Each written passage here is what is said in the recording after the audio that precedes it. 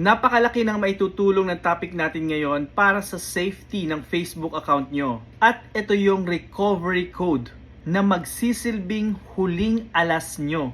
Kung sakaling ma-hack ang account nyo or makalimutan nyo ang Facebook password or even ang email ninyo. Or kung halimbawang hindi gumana ang two-factor authentication code nang nakalink na mobile number sa Facebook account nyo. Kaya tumutok lang po hanggang dulo at panigurado na may mapupulot po kayo sa content na ito for sure. Sa panahon ngayon, aminin na natin na malaking bahagi ng buhay natin ang social media.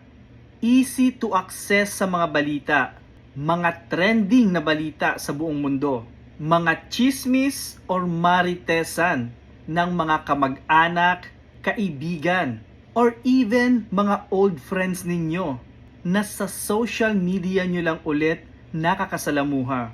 In short, malaking tulong po ito sa buhay natin ngayon. At isa na nga po sa source ng communication natin ngayon ang Facebook, na alam nating napaka-importante para sa updated na balita sa araw-araw.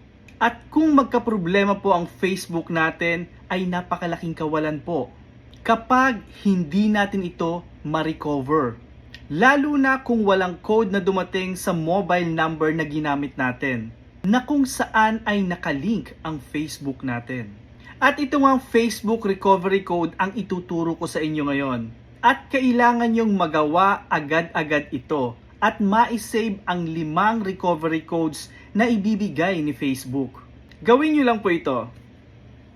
Tap nyo lang yung settings, then tap See More in Account Center. Pagkatapos ay yung password and security. Then tap two-factor authentication. Then yung Facebook name nyo.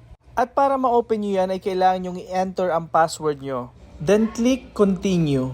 At nandito na tayo sa two-factor authentication. Kung wala pa kayong two-factor authentication ay kailangan pong magawa nyo agad ito. Panoorin nyo lang po ang tutorial sa real video ko na ito. At balik po tayo dito sa pagkuha ng recovery code. Tap lang po natin yung additional methods.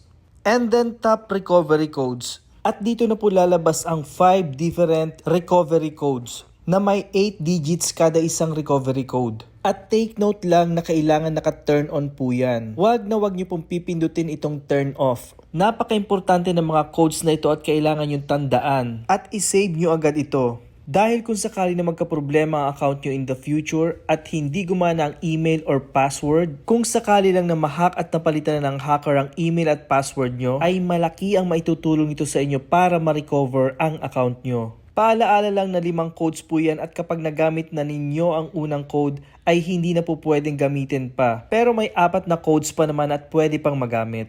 Kaya guys, huwag nang magpatumpik-tumpik. Gawin nyo na agad ito pagkatapos yung mapanood ang video na ito. At para po sa mga updated na tutorials dito sa Facebook, follow and share.